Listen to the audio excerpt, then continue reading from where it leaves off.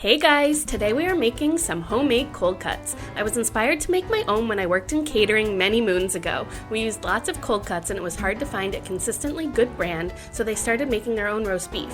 Once I saw how easy it was, I started making my own at home. Not only is it cheaper, healthier, and easy, but you can really play around with the flavor profiles on all of these. Plus they are freezer friendly, so we always have fresh cold cuts on hand. Today we are starting with the basics: classic oven roasted turkey, roast beef, and honey ham. So let's go get started. Okay, so we are starting out with our oven roasted turkey and we are making a butter rub here. So I have 6 tablespoons of softened butter, and to that I am adding 1 teaspoon of garlic powder, 1 teaspoon of onion powder, 2 teaspoons of smoked paprika, and then a half a teaspoon each of chili powder, cumin, thyme, parsley,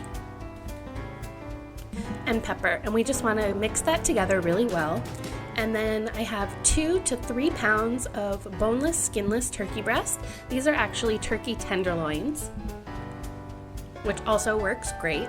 And what you want to do is just rub this butter mixture all over the top and sides. And then we're going to wrap it in plastic wrap and refrigerate it for at least 8 hours to overnight. And what that's going to do is really let all of these flavors penetrate into the meat. And it also keeps it really juicy and tender. So whenever we are ready to roast our turkey, you want to let it sit at room temperature for about 30 minutes and preheat the oven to 350 degrees. So now I am adding 1 cup of chicken stock to a roasting pan, and then placing our turkey breasts on the roasting rack here, and that chicken stock is just going to help keep it really moist in the oven. And then we just want to sprinkle about a teaspoon of salt on the top and bake for 45 minutes to an hour, basting every 15 to 20 minutes with that chicken stock. And then when it's all done, we want to let it rest for 20 minutes before slicing. Now, if you like really thin sliced cold cuts like I do, you can definitely achieve that at home if you have a really sharp chef knife. So I'm just going ahead and slicing it as thinly as I can against the grain. And then what I like to do to prepare the cold cuts for the freezer is I take out my digital scale, and I like to weigh about 2 ounces of meat per sandwich, but however much you like is totally up to you. And then I individually wrap them and place them in a freezer bag. And then just the night before we want to eat them, you take it out and put it in the fridge, and it's ready in the morning.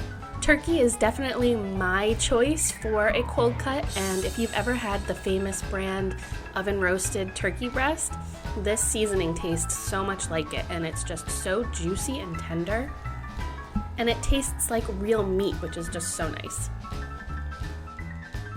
So now moving on to our classic roast beef. So you want a 3 to 4 pound rump roast. This one was a chuck roast, so it was a little bit fattier than I would have liked. So try to find one with less marbled fat, but it's really not a big deal. When you slice it, you can, cut around the fatty pieces and everything. But anyway, so it's in our roasting pan, and I'm going to drizzle on 1 tablespoon of olive oil, 1 teaspoon of garlic powder, a teaspoon of onion powder, a teaspoon of crushed black pepper, and 1 teaspoon of salt. And you just want to rub that on all over the sides and the top. I should have also mentioned you want to leave the beef out for about 30 minutes to bring it to room temperature before roasting. So we're going to preheat the oven to 250 degrees and roast it for 3 to 4 hours, or until the internal temperature is 125 to 130 will get you rare, medium rare. If you like it more well done, then I would leave it in to like 140, 145. And then you just want to tent the roast beef and let it rest for about 30 minutes. I like to wrap it up and cool it overnight before slicing, and that really keeps all of the juices. And then we're just going to do the same thing that we did with the turkey and slice it as thinly as we can. Now, roast beef is my husband's favorite. He loves to have it with some horseradish mayo.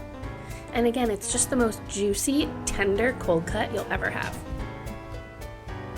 Now last but certainly not least, we are moving on to honey ham. Now if you do like thinly sliced cold cuts, I would try to find a ham that is not pre-sliced. I could not find one, but it doesn't really matter because to me it's like having those leftover holiday sandwiches when you have like a nice baked ham. So I have a 2-pound fully cooked ham and I'm just going to place it in a baking dish, and we just want to cover it with foil and bake it at 350 degrees for about 35 to 40 minutes. Obviously, the more weight to your ham, the more time. And while that heats up, we are going to make our glaze. So in a saucepan over medium-low heat, I am adding in 2 tablespoons of honey, a 1/4 cup of granulated sugar, a 1/4 teaspoon of onion powder, a 1/4 teaspoon of cinnamon, 1/8 teaspoon of nutmeg, a 1/4 teaspoon of paprika, and 2 to 3 tablespoons of water. And we're just going to stir that around. And we just want to cook that and bring it to a boil for about 1 minute until it's nice and thickened. And then when the ham is all done, we want to pour half the glaze on top of the ham and broil it for about 1 minute until it's bubbling. And then we're going to pour on the remaining half of the glaze and broil it again until everything is nice and sticky and bubbling. And that's it for the ham. It's super simple. It tastes like the holidays. It's a really special treat, and again, it freezes wonderfully. I really hope you enjoyed coming along with me and making homemade cold cuts. It is one of those meal preps that we genuinely do all year long, but with the school year starting and my husband's a teacher, I wanted to just bring you along while I stocked our freezer with yummy homemade cold cuts. If you give any of them a try, please be sure to leave me a comment. I love hearing from you guys, and thank you so much for watching to the end. We will see you in the next one. Bye!